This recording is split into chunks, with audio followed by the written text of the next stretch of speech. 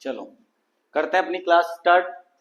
Class number 8 और class number 8 में first question हमारा क्या है?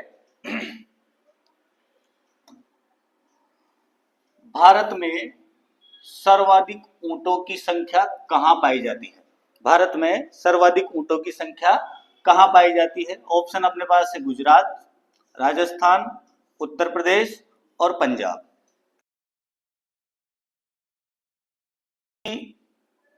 भारत में जो टोटल नंबर ऑफ केमल है वो कितने हैं? 2,25,000 के समथिंग हमारे भारत में कुल ऊंटों की संख्या है, जिसका लगभग जो है वो 85% कहाँ पाया जाता है? राजस्थान में पाया जाता है, और 15% जो है वो कहाँ पाया जाता है? अन्य राज्यों में पाए जाते हैं। अन्य राज्य कौन से होंगे? इनमें कौन अग्रणी है? तो इनमें जो है फर्स्ट पर जो आता है वो आ जाता है गुजरात। क्या आ जाता है? गुजरात। और उसके बाद में सेकंड पोजीशन पे इनमें जो आता है वो आता है हरियाणा आ जाता है। ठीक है, तो 85% मतलब ये मान के चले हम कि 2,10,000 जो ऊंट है वो केवल और केवल कहाँ पाए जाते हैं? राजस्थान में पाए जाते हैं। और राजस्थान में भी कौन से ऊंट पाए जा रहे हैं? अरबी। कौन से ऊंट पाए जा रहे हैं? अरबी केमल यहाँ पर पाए जाते हैं। उसके बाद में दूसरे नंबर पे आता है गुजरात। दूसरे नंबर पे गुजरात है। तो हमारा यहाँ पर भारत में सर्वाधिक ऊंटों की संख्या कहाँ पाई जाती है? राजस्थान में पाई जाती है। और राजस्थान में भी ऊंट कौन कौन से ऊंट जनरली देखने को मिलते हैं हमें? मेवाड़ी, जैसलमेरी। सबसे ज्यादा जैसलमेरी है। अगर नस्लों में भी अगर हम बात करें ना तो कौन सी नस्ल सबसे ज्यादा है? तो सबसे ज्यादा जो है वो कौन सी है? जैसलमेरी और बीकानेरी। ये जनरली ऊंट यहाँ पर देखने को मिलता है। मेवाती भी ऊंट होता है। उसके अलावा बात करें गुजरात में, तो गुजरात में भी जो है वो जैसलमेरी ऊंट को प्रेफर करते हैं। अब ये हो गए भारत में ऊंटों की संख्या। अब ऊंटों की संख्या की अगर बात करें तो कि ये इतनी कम कैसे हुई? तो ये इतनी कम हम जो है ना 39% की कमी देखने को मिली हमें। कितनी कमी देखने को मिली? 39। तो सबसे ज्यादा जो कमी हुई है तो किस में हुई है? ऊंटों की संख्या में कमी हुई है। ठीक, नेक्स्ट क्वेश्चन की ओर बढ़ते हैं। और जब भी क्वेश्चन सोल्व करो ना आप लोग, जब भी मतलब ये देखते भी हो आप वीडियो वगैरह, तो पेन कॉपी लेके बैठा करो। क्योंकि बिना पेन कॉपी के अगर अपन बैठते हैं ना तो मतलब चीजें, कई सारी चीजें अपने को निकल जाती हैं, क्वेश्चन में से इरेज हो जाती है ना। और लिखेंगे तो अपने को याद भी रहेगा। लंबे लॉन्ग टर्म के लिए अगर याद करना है तो फिर उसके लिए तो आपको लिखना ही पड़ेगा। निम्न में से किस पशु को रेगिस्तान का जहाज कहा जाता है? ऊंट को कहा जाता है। ये अब आप ये सोच रहे होंगे कि सर ने इतना सिंपल क्वेश्चन क्यों डाला है इसमें? सिंपल कोई चीज होती नहीं है ना। कुछ ना कुछ देने का विचार होगा मेरा, इसीलिए मैंने ये क्वेश्चन डाला है। तो रेगिस्तान का जहाज सिंपल सी चीज है, ऊंट को कहा जाता है भैया केमल। क्वेश्चन यूं है कि क्यों क्यों कहा जाता है? मतलब रेत में यही चल पाता है। मतलब रेत में चल पाता है, इसलिए वहां का तो जहाज यही रहेगा। रेगिस्तान में तो कोई और दूसरी चीज चल नहीं सकती, तो रेगिस्तान का जहाज तो किसे ही कहेंगे हम? ऊंट को ही कहेंगे। पर ऐसा क्यों है? मतलब कि मतलब वही चल पाता है, बाकी घोड़ा नहीं चल पा रहा, ऊँटबिलाव नहीं चल पा रहा, रेगिस्तानी नेवला नहीं चल पा रहा, केवल ऊंट ही क्यों चल पा रहा है? तो देखो, कुछ ना कुछ जादू होगा उसके पैरों में, होगा ना जादू। तो अब वो जादू क्या है देखते हैं। इसका गण जो है ना वो क्या है? हर चीज साइंटिफिक होती है, ऐसे नहीं होता। हर चीज का लॉजिक है। केवल रेगिस्तान का जहाज बोलने से और आपने आंसर दे दिया कि ऊंट, उससे फर्क नहीं पड़ता। आप उसकी तह तक जाओगे तब पता लगेगा ना कि हाँ ये क्वेश्चन भी फायदेमंद था, जब इसको पूरा मतलब सोल्व किया गया। आर्टियोडेक्टाइला। क्या होता है? आर्टियोडेक्टाइला मतलब जो खुर होता है वो, खुर जो होता है वो दो भागों में बटा होता है, दो भागों में बटा होता है। तो उसका जिसके भी खुर दो भागों में बटे होते हैं उनका गण क्या होता है? आर्टियोडेक्टाइला होता है। जैसा कि गाय है, भैंस है, हिरण है, भेड़ है, इनके दो भागों में बटे हुए हैं। बकरी है, मतलब डबल टोइड होते हैं ना, डबल टोइड, बीच में जगह होती है ऐसे, है ना, यहाँ पर होती है जगह, जैसे अपने अंगुलियों के बीच में है, ऐसे ऊंट भी आर्टियोडेक्टाइला से है। पर इसका उपगण जो है, उपगण जो है वो टाइलोपोडा है। कैसा है? टाइलोपोडा। टाइलोपोडा का मतलब क्या होता है? Paid leg. कैसे लेग होते हैं? पेड, मतलब इनको हम कहते हैं पेड लेग कहते हैं। ऐसे जो फैल जाते हैं, जैसे ही ऊंट चलता है तो वो फैलते हैं, तो फैलते हैं तो फैलेगा तो मतलब पैर का जो है साइज बढ़ेगा।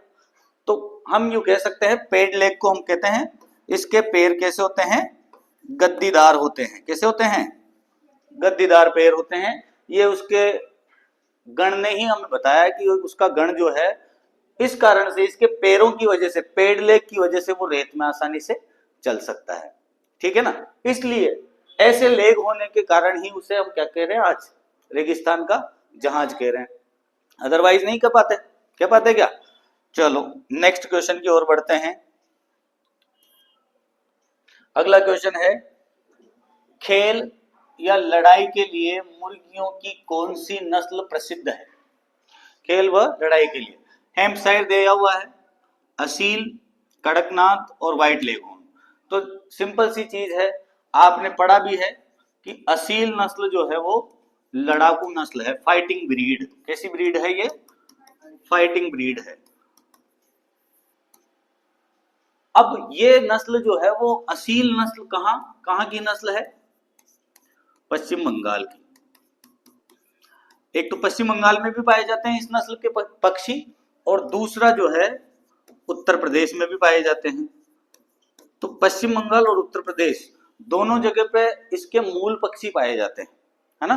तो वैसे तो फाइटिंग ब्रीड है, कलंगी बड़ी होती है, मतलब, और उसके बाद में ये जो है ऊंची नस्ल है, मतलब लंबाई इसकी जो है जमीन से ऊंचाई इसकी जो है वो ज्यादा होती है, अधिक ऊंचाई वाली नस्ल है। तो सिंपल क्वेश्चन है। बाकी ये कोई जो है लड़ाई के काम में नहीं लिए जाते, इनको जो है अंडा व भोजन के पर्पज से काम में लिया जाता है। आगे बढ़ते हैं। विश्व की सर्वाधिक अंडे देने वाली मुर्गी की नस्ल कौन सी है? विश्व की सर्वाधिक अंडे देने वाली मुर्गी की नस्ल यहां पर दिया हुआ है, हैम्पशायर, प्लाईमाउथ रॉक, कड़कनाथ और व्हाइट लेगहॉर्न। तो ये दो नस्लें, ये भी क्या है? अमेरिकन है। ये भी नस्ल जो है वो कैसी है? मेडिटेरियन है। क्या है? मेडिटेरियन। मेडिटेरियन को अपन भूमध्य सागरीय, भूमध्य सागरीय मतलब भूमध्य रेखा जहां से गुजर रही है उन कंट्रीज में जनरली मिलती है, इसलिए मेडिटेरियन ब्रीड इसको कह रहे हैं। तो जितनी भी मेडिटेरियन नस्लें होती है वो अंडा उत्पादक होती है। कैसी होती है? अंडा उत्पादक होती है। और जितनी भी अमेरिकन होती है वो कैसी होती है? द्विप्रयोजनीय होती है ना। अंडा व मांस दोनों के लिए पाली जाती है। और ये है एशियाटिक। क्या है? एशियाटिक। तो इसका तो कोई ना तो अंडा उत्पादन अच्छा है और नहीं मांस उत्पादन अच्छा है, पर गुणवत्ता अच्छी है, मांस की गुणवत्ता अच्छी होती है, इसीलिए इसको तो हम काली मांसी भी कहते हैं ना। काला मांस पाया जाता है इसका, मतलब काला तो नहीं होता, पर वो उसमें क्या है, गहरा रंग होता है इसके ब्लड का, इसलिए मांस का रंग भी कैसा होगा? गहरा होगा, मसल्स का रंग भी गहरा होता है। बाकी सबसे ज्यादा अंडा उत्पादन जो किया जाएगा वो मेडिटेरियन नस्ल व्हाइट लेगहॉर्न से किया जाता है। मतलब कितने अंडे? 280 से लेकर के 320 अंडे आउट ऑफ 365 डेज। मतलब रोज एक अंडा देना होता है, पर कितना दे देती है? 280 से लेकर के 320 के बीच में। तो ये हम मानते हैं कि सबसे ज्यादा अंडा देने वाली नस्ल जो है वो कौन सी है? व्हाइट लेगहॉर्न है। कौन सी नस्ल है? White leghorn.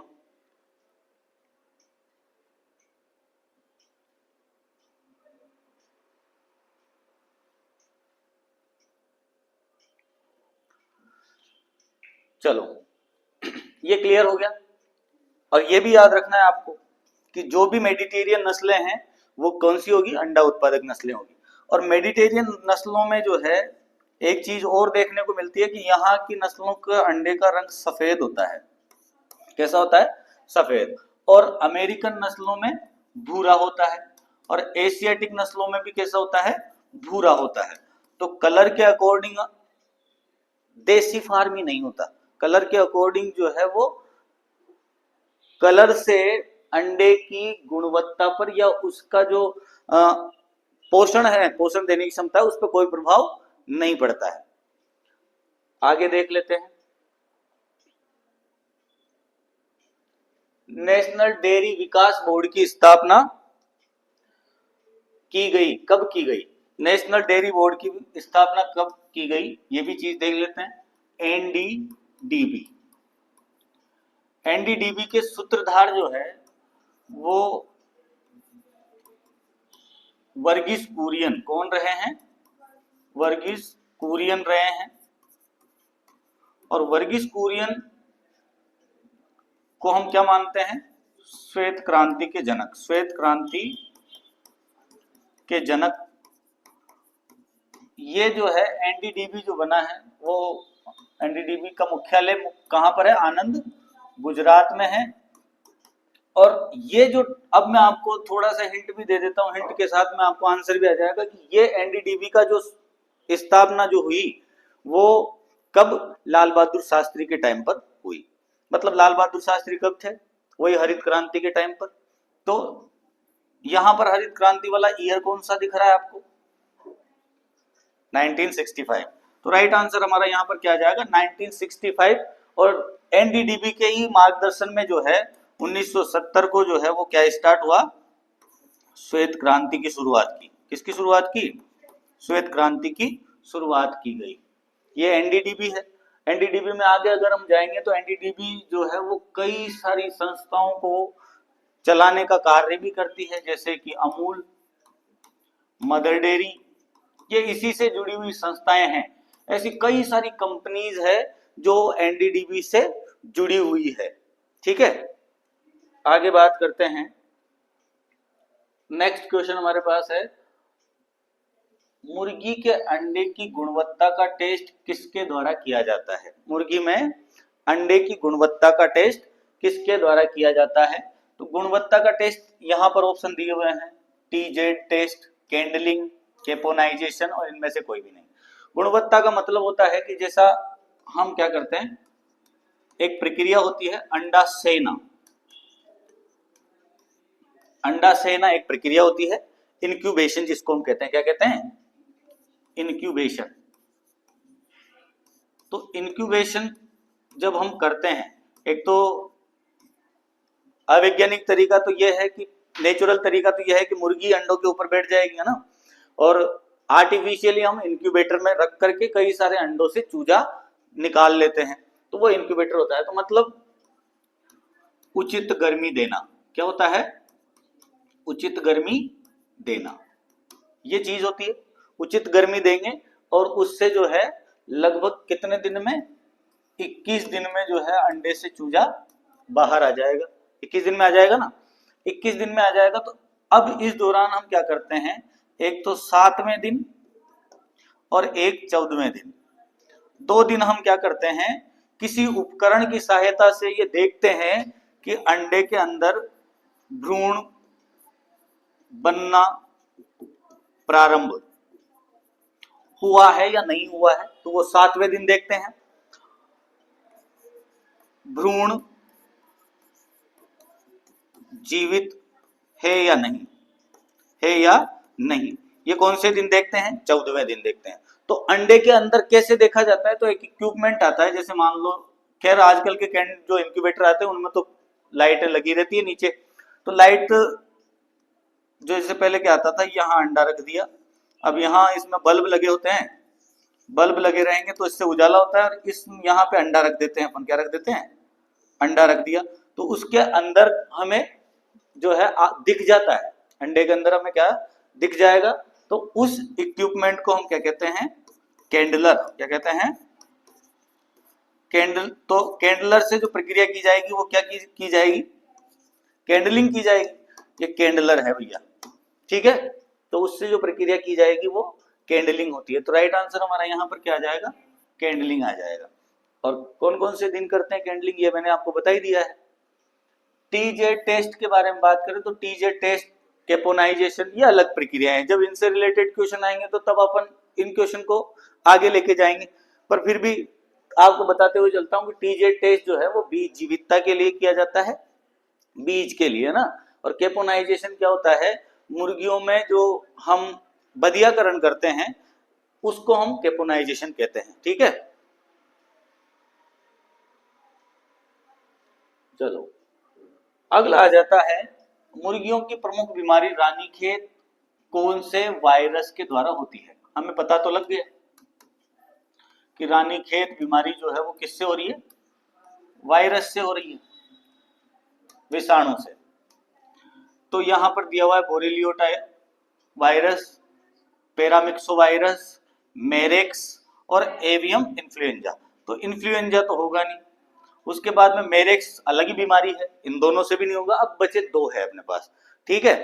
तो अभी देखते हैं कि जैसे इसके जीवाणु का नाम क्या है, इसके सॉरी विषाणु का नाम क्या है, टार्टर फ्यूरेंस, इसके विषाणु का नाम क्या है, टार्टर फ्यूरेंस है। अब टार्टर फ्यूरेंस जो है वो कहां पर काम करता है, फेफड़े में, मतलब फेफड़े में ये जो है फेफड़े को प्रभावित करता है। अब फेफड़े को प्रभावित करने वाले वायरस को हम जनरली हम क्या कहते हैं, पैरामिक्सो वायरस हम कहते हैं, क्या कहते हैं, पैरामिक्सो, उनके आगे वर्ड लग जाता है पैरामिक्सो, जो कि लंग्स से रिलेटेड हो, किससे रिलेटेड हो, लंग्स से या फेरेंक्स से, फेरेंक्स से, लंग से, या मतलब जो श्वास से संबंधित जो भी अपना अंग है उससे संबंधित वायरस को हम पैरामिक्सो कह रहे हैं। तो राइट आंसर यहाँ पे क्या जाएगा, पैरामिक्सो। बोरेलियोटा एवियम जो है वो किसका है, चेचक, किसका है, चेचक का विषाणु होता है, विषाणु के द्वारा ही होती है तीनों बीमारियां, चेचक, रानीखेत और मेरेक्स। रानीखेत को मैंने आपको पहले भी बताया होगा शायद, रानीखेत को यूके में मतलब उत्तराखंड में जो है रानीखेत जगह पे डिस्कवर किया था, इसलिए इसका नाम रानीखेत है। मुर्गियों की हानिकारक बीमारी है, और ये जीवाणु क्या करता है,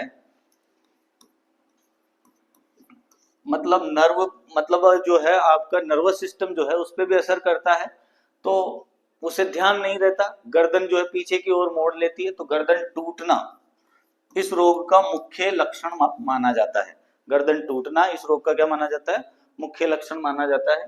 नेक्स्ट हम बात करेंगे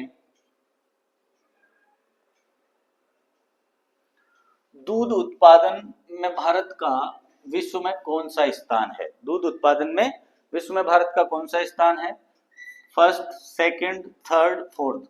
तो सिंपल सा क्वेश्चन है, फर्स्ट पोजीशन है। कौन सी पोजीशन है, फर्स्ट पोजीशन है। और कितना मिल्क प्रोड्यूस करता है जो फर्स्ट पोजीशन है, ये भी देखने की चीज है। तो उत्पादन देखो आप, भारत का दूध उत्पादन कितना है उसको देख लेते हैं।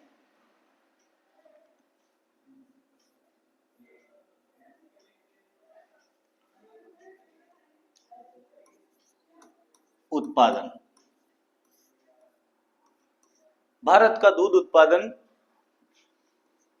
वर्तमान में जो है वो कितना है, 340 मिलियन, कितना है, 340 मिलियन के अराउंड है, मतलब 2024-25 के डाटा आप ये मान के चलो, ठीक है। कब के डाटा है, 2024-25 के। ये सही है क्या, ये सही है क्या,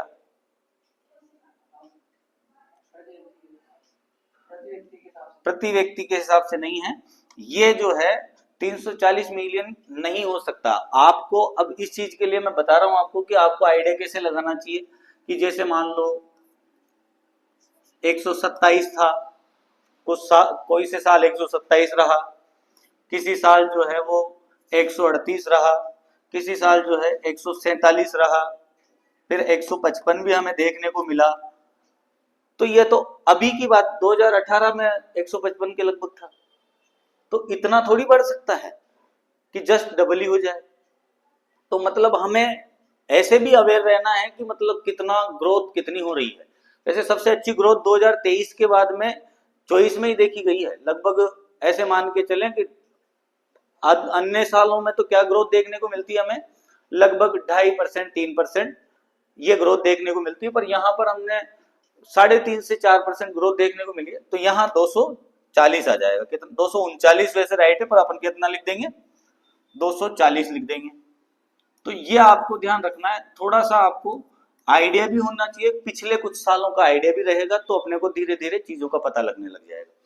तो ये मिल्क प्रोडक्शन है और उसी के साथ हम कौन से स्थान पे है, फर्स्ट पे है। उसके बाद में राज्य की बात करें तो राजस्थान जो है वो भी भारत में पहले नंबर पे है, राजस्थान प्रथम और यूपी जो है वो दूसरे स्थान पर है। ठीक है। और बात करें उपलब्धता की, उपलब्धता की बात करें या मतलब पर कैपिटा क्या उपलब्धता है, तो उसमें सबसे आगे कौन है, पंजाब। सबसे ज्यादा अवेलेबिलिटी जो है, उपलब्धता जो है वो कहां पर है, पंजाब में है। Next question, question number 9। अच्छा क्वेश्चन है, सिंपल क्वेश्चन है। सिंपल क्वेश्चन में गलतियां ज्यादा होती है क्योंकि ये चीज हम किताबों में पढ़ते नहीं है।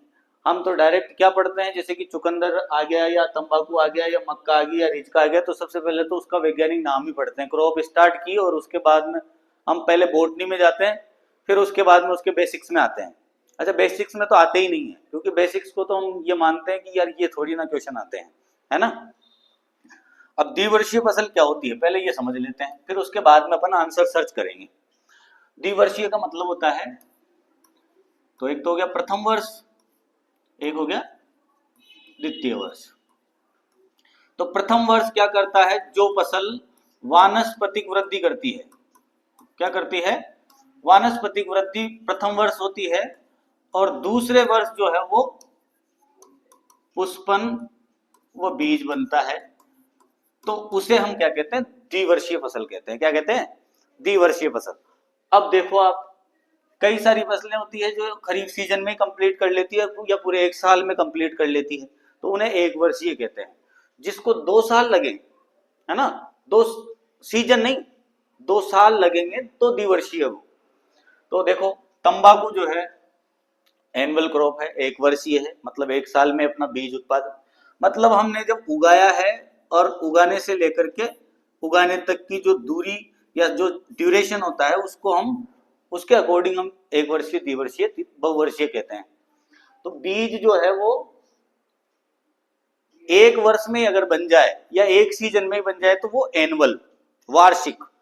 और अगर मान लो 2 साल लग रहे हैं बीज बनने में तो द्विवार्षिक। कौन सी हो जाएगी, द्विवार्षिक हो जाएगी। तो तंबाकू क्या है, एक वर्षीय फसल है।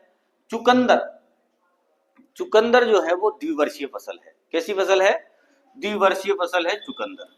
और मक्का एक वर्षीय है, एक सीजन में हो जाती है। रिचका भी जो है वो 1 से 1.5-2 सीजन में हो जाता है कंप्लीट। तो राइट आंसर क्या हो जाएगा आपका, चुकंदर। बीट, यहाँ पर बीट रूट जो है वो राइट आंसर हो जाएगा, द्विवर्षीय फसल है।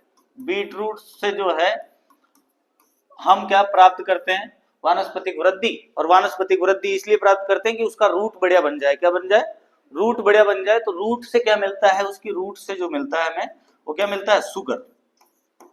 क्या मिलती है, शुगर। और वर्ल्ड की जो है वो 30% शुगर जो है वो केवल और केवल किससे बन रही है, चुकंदर से, बीट रूट से बन रही है। ठीक है। तो रूट तैयार करते हैं अपना, रूट तैयार करते ही हम उसको हार्वेस्ट कर लेते हैं, तो हमें पता ही नहीं है कि भाई वो उसमें पुष्पन कब होगा, फलन कब होगा, है ना। चलो नेक्स्ट क्वेश्चन की ओर बढ़ते हैं। Question number 10। चल खेती देश में विस्तृत रूप से प्रचलित है। देश में चल खेती को, चलो यहां पर मैं लिख देता हूं, जूमिंग। क्या कहते हैं उसको, जूमिंग या दूसरा जूमिंग के अलावा स्थानांतरित खेती, स्थानांतरित खेती, ठीक है।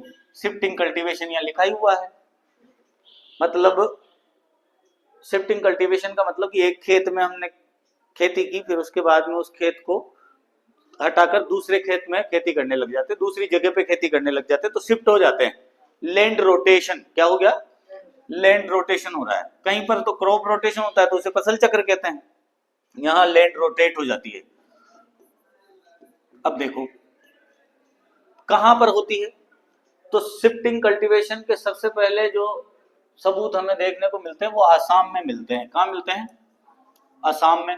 अब असम जो है वो कौन से क्षेत्र में भारत में पाया जाता है? जैसे कि ये हम मैप को देख लेते हैं, इस तरीके से मैप है, तो मैप में नॉर्थ, वेस्ट, साउथ और ईस्ट, तो असम जो है इस क्षेत्र के बीच में आता है, इधर ही आता है, तो उत्तरी पूर्वी। अब उत्तरी पूर्वी को ध्यान में रखते हुए ऑप्शन टटोलते हैं। दक्षिणी पश्चिमी क्षेत्र नहीं होगा, दक्षिणी पश्चिमी क्षेत्र तो राजस्थान आ जाएगा, हरियाणा पंजाब आ जाएगा। उत्तरी पूर्वी क्षेत्र, इसमें आपके क्या आ जाएगा? पश्चिम बंगाल और आसाम, ये ऐसी चीजें, नागालैंड, मिजोरम, ऐसी चीजें इसमें आ जाएगी। आदिवासी वहीं ज्यादा रहते हैं, आदिवासी करते हैं इसको। तो राइट आंसर क्या हो जाएगा आपका? उत्तरी पूर्वी क्षेत्र। आगे बढ़ते हैं। अच्छा, जूमिंग कल्टीवेशन के सबसे पहले साक्ष्य जो देखे गए, वो जूमिंग कल्टीवेशन सबसे पहले यूफ्रेटस रिवर, विश्व में यूफ्रेटस रिवर जो है उसके किनारे पे देखे गए। और जूमिंग कल्टीवेशन को अलग अलग जगह अलग अलग नाम से भी जानते हैं। कई जगह इसे कुमारी कहते हैं, कई जगह इसको पोडू कहते हैं, कई जगह जो है इसको, अपने यहाँ राजस्थान में तो इसको वालरा कहते हैं। क्या कहते हैं? वालरा खेती कहते हैं, है ना। अपने राजस्थान में डूंगरपुर बांसवाड़ा में की जाती है, और वहां पर इस खेती को किस नाम से जाना जाता है? वालरा कृषि के नाम से जाना जाता है। अब देखो आप, अधोभूमि अंकुरण क्या होता है, ये भी एक अच्छी चीज है। अंकुरण के केस में बात कर लेते हैं। अंकुरण का मतलब क्या होता है? किसी भी बीज से वनस्पति का बाहर आना, उसे क्या कहते हैं? या स्प्राउटिंग ऑफ सीड, है ना। अब अंकुरण के केस में जब हम बात कर रहे हैं, तो अंकुरण कितने प्रकार का है? 2 प्रकार का। और ये अंकुरण के केस में जो ज्यादातर बात हम करते हैं वो किस में करते हैं? दलहन फसलों में। किस में करते हैं? दलहन में करते हैं। तो 2 प्रकार के अंकुरण होते हैं, ऊपरी भूमिक और अधोभूमिक, 2 प्रकार के अंकुरण होते हैं। तो अंकुरण समझ लेंगे तो फिर ऑप्शन हम आराम से सॉल्व आउट कर सकते हैं। ऊपरी भूमिक को हम एपीजीएल भी कहते हैं। क्या कहते हैं? एपीजीएल। और इसको हम क्या कहते हैं? हाइपो। हाइपो मतलब होता है बिलो द ग्राउंड, हाइपोजीएल। तो अगर मान लो सीड का जो कोटिलिडन जो है वो बाहर अगर आ जाता है, मिट्टी से बाहर अगर आ जाता है, तो वो अंकुरण जो होगा वो कैसा होगा? एपीजीएल। जिसमें कोटिलिडन बाहर नहीं आता है, बीज का कोटिलिडन अंदर ही रहता है और बाहर जो आती है केवल पत्तियां आती है, लीफ आती है, तो उसे अधोभूमिक अंकुरण कहते हैं। क्या कहते हैं? अधोभूमिक। अब देखो, सभी खरीफ दलहन में कैसा होगा अंकुरण? ऊपरी भूमिक। सभी रबी दलहन में कैसा होगा अंकुरण? अधोभूमिक होगा। अब इसका भी एक अपवाद है और इसका भी एक अपवाद है। इसका अपवाद तो है अरहर और इसका अपवाद है राजमा। क्या है? राजमा। अब अपन सर्च कर लेते हैं भाई, कॉन्सेप्ट अपना क्लियर हो गया ना, तो अब सर्च कर लेते हैं। देखो यहां पर क्या पूछा है? अधोभूमिक, तो अरहर आ रहा है, चना भी है और मसूर भी है। पहला ही ऑप्शन राइट है हमारा, राइट है क्या? क्या अधोभूमिक है इनमें? जैसे इसमें ऊपरी भूमिक नहीं होता, तो अरहर में फिर अधोभूमिक होता है, तो अरहर भी है। और इधर जो है सभी दलहन में अधोभूमिक होता है, केवल राजमा को छोड़ करके। तो पहला ही ऑप्शन अपना राइट निकल रहा है, निकल रहा है कि नहीं निकल रहा है? तो राइट आंसर भी क्या हो जाएगा अपना? अरहर, चना, मसूर, लेंटिल। अभी देखो राजमा की बात करेंगे तो राजमा अपवाद है, तो राजमा यहां नहीं आएगा ना।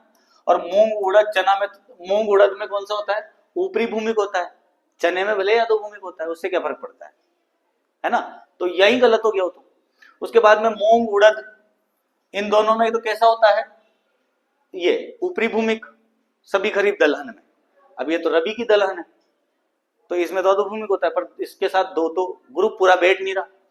और अरहर और राजमा दोनों एक साथ दे दिए, तो राजमा अपवाद है कि नहीं है? तो राइट आंसर हमारा क्या हो जाएगा? अरहर, चना, मसूर राइट आंसर हो जाएगा। अंकुरण भी समझ में आ गया कि क्या है क्या नहीं है। चलो आगे देखते हैं नेक्स्ट क्वेश्चन।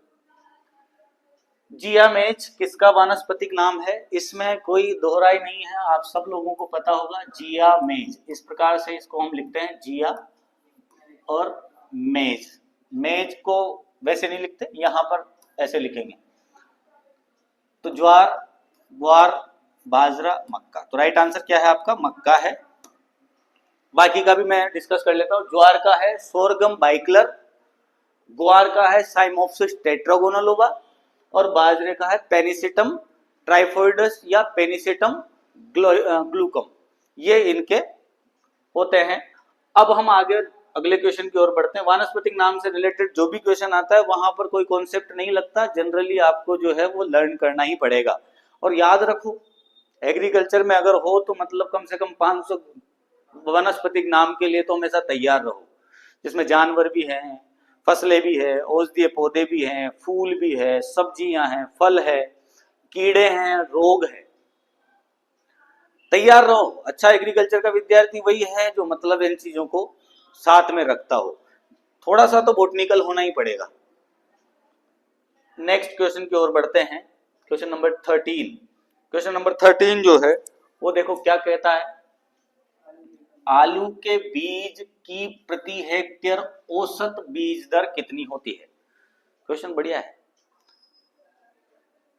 आलू के बीज की प्रति हेक्टेयर औसत दर, तो बीज मतलब आलू का बीज क्या है? कंद है, ठीक है। और कंद भी कितनी आंखों वाला कंद होना चाहिए?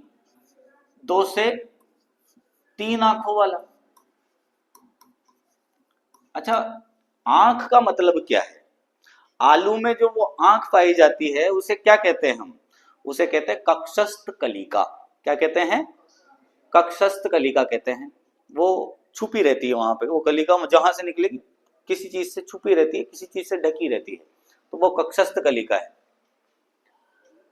तो आंख होती है। अब इसमें कितना हमें काम में लेना है, कितना क्विंटल हम काम में ले, ये चीज देखने को। अभी वर्तमान में तो क्या है, कंद वाला सिस्टम नहीं चल रहा, अब तो टीपीएस वाला सिस्टम हम ले सकते हैं। अच्छा, आंख तो होनी चाहिए ही सही। अलग अलग चीजें हैं। एक तो होता है 25 ग्राम। 25 ग्राम वाला कितना काम में लेना है? लगभग जो है हमें 15 से 22 क्विंटल हमें काम में लेना है। कितना काम में लेना है? 15 से 22 क्विंटल वाला। और जनरली यही काम में लेते हैं, छोटे आलू ही हम काम में लेते हैं। अगर बड़े काम में लेते हैं तो उसमें थोड़ा सा वेट और बढ़ जाता है, मतलब 22 से 30 क्विंटल पे भी हम चले जाते हैं। तो 15 से 22 क्विंटल ये एक सटीक आंसर इसके लिए हो जाएगा। टीपीएस टेक्नोलॉजी मतलब ये है ट्रू पोटैटो सीड। ये ट्रू पोटैटो सीड नहीं, ये तो कंद है। कंद से हम जो है आलू प्राप्त कर रहे हैं। तो अब क्या है, जैसे टुकड़े कर लेते हैं उनके, क्या कर लेते हैं? टुकड़े कर लेते हैं। टुकड़े करने के बाद में एरेटोन से इनको ट्रीट किया जाता है। एरेटोन एक दवा है जो इसको सड़ने से बचाती है और फफूंदी से बचाती है, ठीक है। फिर उसके बाद में नहीं तो क्या है, काट के और आलू लगाएंगे तो वो तो सड़ ही जाएंगे, गल जाएंगे ना, सड़ जाएंगे वहां पर। तो इसके लिए पहले उपचारित करते हैं। फिर उनकी डोरमेंसी को तोड़ने के लिए थायो यूरिया से भी उपचारित कर देते हैं। किससे उपचारित कर देते हैं? थायो यूरिया से उपचारित कर देते हैं।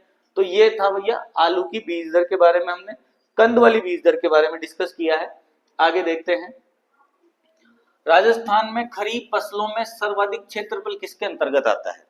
तो राजस्थान में सबसे ज्यादा क्षेत्रफल कौन सी खरीफ की फसल के अंतर्गत है? तो ऑप्शन दिया हुआ है कपास, मक्का, बाजरा, ज्वार।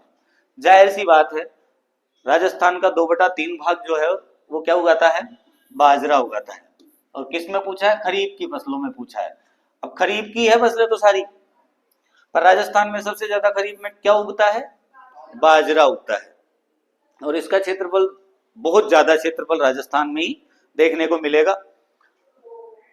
लगभग ऐसा मान के चलो कि लगभग 32 मिलियन हेक्टेयर के लगभग जो क्षेत्रफल होगा, 13 से 14 मिलियन हेक्टेयर जो क्षेत्रफल है वो बाजरे का क्षेत्रफल मानते हैं।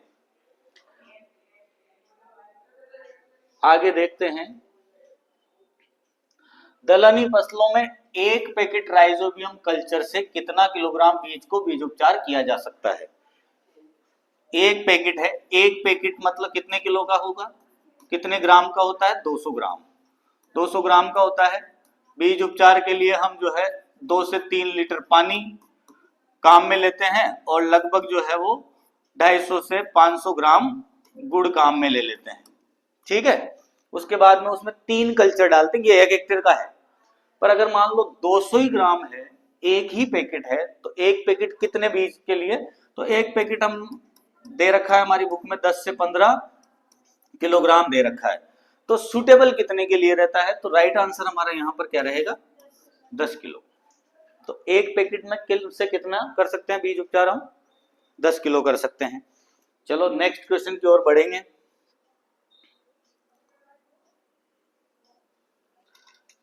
फसल बीजों की बुआई करते समय किस किस बात का ध्यान विशेष रखना चाहिए?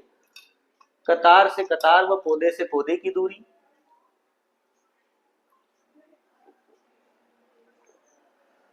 पर्याप्त पौध संख्या, बीज का अंकुरण प्रतिशत और उपरोक्त सभी।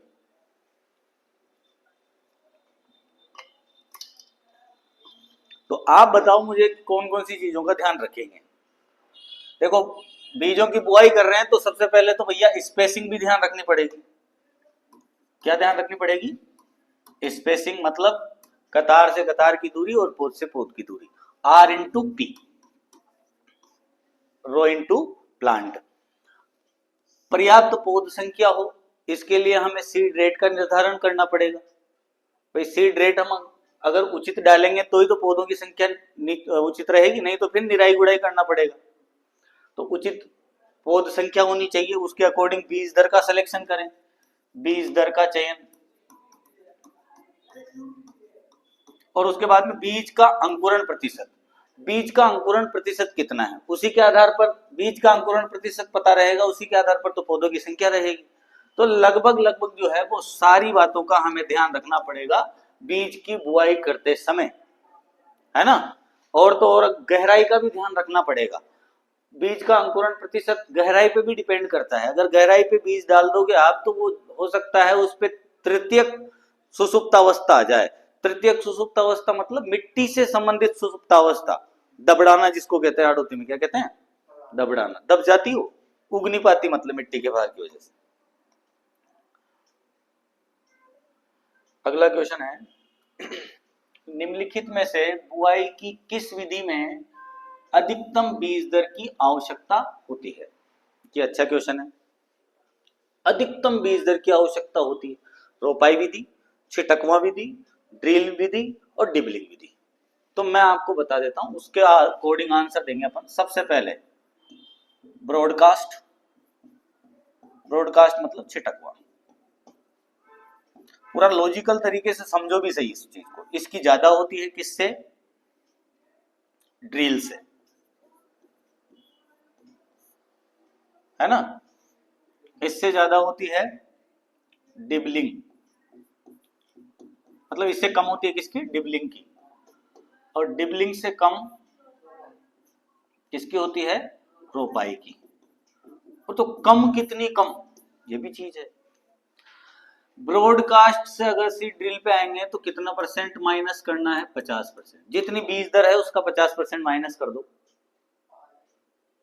जितनी भी है उसका।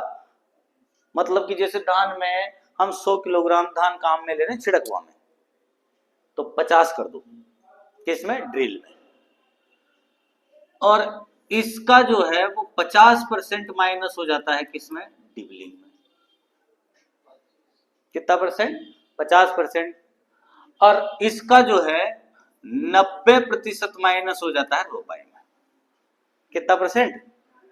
तो हम देखने को मिलता है हमें कि 2.5 से 3 किलो ही जो है नर्सरी में बीज काम में ले रहे हैं, है ना। कई सारी चीजों में देखने को मिलता है ना, 2.5 से 3 किलो ही बीज काम में ले रहे हैं या 4 से 5 किलो ही काम में ले रहे हैं। तो इस तरीके से तो सबसे कम तो किसमें? रोपाई में, और सबसे अधिक किसमें? छिटकवा विधि में जो है, ब्रॉडकास्टिंग में सबसे ज्यादा बीज प्रयोग किया जाता है। अच्छा फॉर्मूला अच्छा है, हम पता कर सकते हैं। बीज दर निकालनी हो, कभी कभी क्या बहुत से लोगों की आदत होती है बीज दर का भी रट्टा मारते हैं, उपज का अलग रट्टा मारते हैं, वेराइटीज का अलग रट्टा मार रहे हैं, है ना, कीटों का भी रट्टा मार रहे हैं और बीमारियों का भी रट्टा मार रहे हैं। अब रट्टा ही मारने के लिए है तो फिर विज्ञान क्यों है एग्रीकल्चर? रट्टा ही मारने के लिए है तो विज्ञान क्यों है? समझना चाहिए ना किसी भी चीज को, और कम से कम चीजें याद करनी पड़े, आपके दिमाग में विवेक रहे, उसी के आधार पर आप एक चीज सीख लो तो उससे आप 5 चीजें सोल्व करो। ऐसी पढ़ाई हो, ऐसी पढ़ाई होनी चाहिए कि मतलब कि बस हर चीज में कि बस पत्थर आगे आगे तो कि भाई इधर से निकल जाओ। ये चीज नहीं होनी चाहिए, हमेशा नहीं होनी चाहिए ना। आप समझने की कोशिश करो कि मतलब अब जो है वो गेहूं में भी डिबलिंग पूछ ले या और फसलों में भी पूछ ले तो हमें पता रहेगा ना कि भाई उसकी बीज दर कितनी है। ड्रिल विधि से है, वो सिर्फ ड्रिल से जनरली बुआई करते हैं, लाइन सोइंग करते हैं, तो डिबलिंग में अपन अपने आप ही बता देंगे, छिटकवा की अपने आप ही बता देंगे, अपन बताएंगे कि नहीं बताएंगे। ये चीज होनी चाहिए। अगला क्वेश्चन है क्वेश्चन नंबर 18। देखो शब्द भी देखने को मिलते हैं ऐसे, पौधे के थरहों को, थरहों ये ऐसे शब्द हैं जो आपको समस्या में डाल सकते हैं। थरहों को तैयार खेतों में लगाने की प्रक्रिया क्या कहलाती है? पौधे के थरहों, तो मतलब इसका मतलब पौधे के थरहों की बात कर दी उसने, तो ब्रॉडकास्टिंग मतलब छिटकवा विधि से तो पौधे को ऐसे छांट के तो उगा नहीं सकते, अपन नहीं लगा सकते ना। उसके बाद में ड्रिल, सीड ड्रिल से भी नहीं लगा सकते, डिबलर, डिबलर से भी नहीं लगा सकते, डिबलर से बीज ही उगाते हैं, रोलर टाइप का होता है, उसमें छेद होते हैं, एक एक बीज वहां पे गिर जाता है। बचा क्या? ट्रांसप्लांट। पौधे को खेतों में लगाने की प्रक्रिया ही क्या कहलाती है? ट्रांसप्लांटिक पौधरोपण। क्या कहलाता है? पौधरोपण। थरहों का मतलब क्या होता है? पौध होता है। सीडलिंग क्या कहते हैं उसको हम? सीडलिंग। बीज से निकलने वाला भाग जो होता है उनको थरा कहते हैं अपन। क्या कहते हैं? थर। तो पौधे के थरहों को हिंदी शब्द कहीं ना कहीं बहुत ज्यादा रोक देते हैं। रोक देते हैं कि नहीं रोक देते हैं? मतलब जैसे अपन पढ़ते हैं ना पीपीआई स्टेज, उसके बाद में पीओई स्टेज, कि मतलब खरपतवारों का प्रयोग कब करना चाहिए? बुआई से पूर्व, अंकुरण के बाद, है ना, या अंकुरण से पूर्व और बुआई के बाद, ऐसी स्टेजेज होती है। तो वहां पर कभी कभी ऐसे शब्द, मैंने एक बार जेट में ऐसा भी शब्द देखा, जेट के पेपर में, कि वहां लिखा हुआ है निर्गमन पूर्व, निर्गमनोत्तर। तो अब इमरजेंस को निर्गमन कहते हैं। क्या कहते हैं? एग्जिट, एग्जिट लिखा होता है कहीं पे, एग्जिट, तो एग्जिट का मतलब भी क्या होता है? निर्गमन, बाहर जाना। निर्गमन का मतलब ये होता है, एंट्री मतलब प्रवेश, तो प्रवेश और निर्गमन। तो शब्द शब्द है, शब्द कुछ भी आ सकता है। हम इंग्लिश पे अगर अपना मन ध्यान नहीं गया तो अपन फिर जो है इस क्वेश्चन में उलझ सकते हैं। तो इस तरीके से ये क्वेश्चन मैंने यहाँ पे डाला है। नेक्स्ट क्वेश्चन की बात करेंगे, क्वेश्चन नंबर 19। भूमि की प्रति इकाई क्षेत्रफल में बुआई के लिए आवश्यक बीज की मात्रा क्या कहलाती है? भूमि की प्रति इकाई क्षेत्रफल में, प्रति इकाई क्षेत्रफल का मतलब हमने मान लिया कि ये 1 बीघा, प्रति इकाई हो गया 1 बीघा मान लिया अपन ने। क्षेत्रफल में बुआई के लिए आवश्यक बीज की मात्रा क्या कहलाती है? आवश्यक, प्रति बीघा में शब्द क्या पकड़ा है हमने? आवश्यक बीज मात्रा। आवश्यक बीज मात्रा, आवश्यक शब्द बहुत इंपॉर्टेंस रखता है इस क्वेश्चन के लिए। अगर आवश्यक शब्द इंपॉर्टेंस नहीं रखे तो भैया प्रति इकाई क्षेत्र में तो जो संख्या होती है उसको तो हम घनत्व भी कहते हैं। क्या कहते हैं? घनत्व भी कहते हैं। बीज संख्या भी कह देंगे, पर जरूरी थोड़ी सारा उगे है। आवश्यक मतलब संख्या नहीं देखी जाती आवश्यक में। आवश्यक में देखा जाता है कि भाई पर्टिकुलर एरिया के हिसाब से हम दर डिसाइड कर देते हैं, तो उसे हम क्या कहते हैं, बीज दर कहते हैं। क्या कहते हैं, बीज दर। बीज घनत्व तो नहीं आएगा, बीज घनत्व पे आ जाता, पर यहां पर कौन सा शब्द नहीं होता, आवश्यक। एक बीघा में आवश्यक बीज की मात्रा कितनी, ये तो निर्धारित की गई है ना, पूर्व निर्धारित है ना। घनत्व कितना रहेगा नहीं रहेगा वो निर्धारित नहीं है, पर ये पूर्व निर्धारित है, तो बीज दर कहलाता है। क्या कहलाता है, बीज दर कहलाता है। इस प्रकार के क्वेश्चन डालना इसलिए भी जरूरी है कि ये पढ़े हुए कहीं भी नहीं मिलते अपने को, और पढ़ते भी नहीं है, तो इसमें अपने को क्वेश्चन में से ही कुछ ना कुछ चीजें पकड़नी पड़ती है और वहां से उसके अकॉर्डिंग आंसर करना पड़ता है। चलो नेक्स्ट क्वेश्चन की ओर बढ़ते हैं। क्वेश्चन नंबर 20 जो कि आज का लास्ट क्वेश्चन है। बीज दर मुख्यतः निर्भर करती है, बीज दर किस पे निर्भर करती है, बीज के आकार पर, बीज के स्वभाव पर, बुआई की विधि पर और उपरोक्त सभी। बिल्कुल उपरोक्त सभी राइट है। बुआई की विधि अभी देखो आप, छिटकवा में बीज दर ज्यादा थी, डिबलिंग में कम थी, ड्रिलिंग में कम थी, ऐसा। बीज का स्वभाव, बीज का स्वभाव जो है उसकी अंकुरण प्रतिशतता को दर्शा रहा है। क्या, किसको दर्शा रहा है, किसी का स्वभाव जो है कम उगने का होता है, डोरमेंसी में ही रहने का होता है। मतलब जैसे कपास में 65 डोरमेंसी कितनी है, 65 के लगभग डोरमेंसी है कपास में, और मक्का की ऐसी आदत है कि पटकार होगा, मतलब 95% उसकी अंकुरण प्रतिशतता है। कितनी है, 95%। तो बीज का स्वभाव भी होता है, कोई नकटा होता है और कोई जल्दी उग जाता है। मतलब स्वभाव के आधार पर बीजों को दो प्रकार से बांटा गया है। एक तो होता है अड़ियल बीज, कैसा होता है, अड़ियल, और एक होता है अड़ियल के बाद में, जैसे अड़ियल हो गया, और एक होता है ऑर्थोडॉक्स। ऑर्थोडॉक्स का मतलब होता है,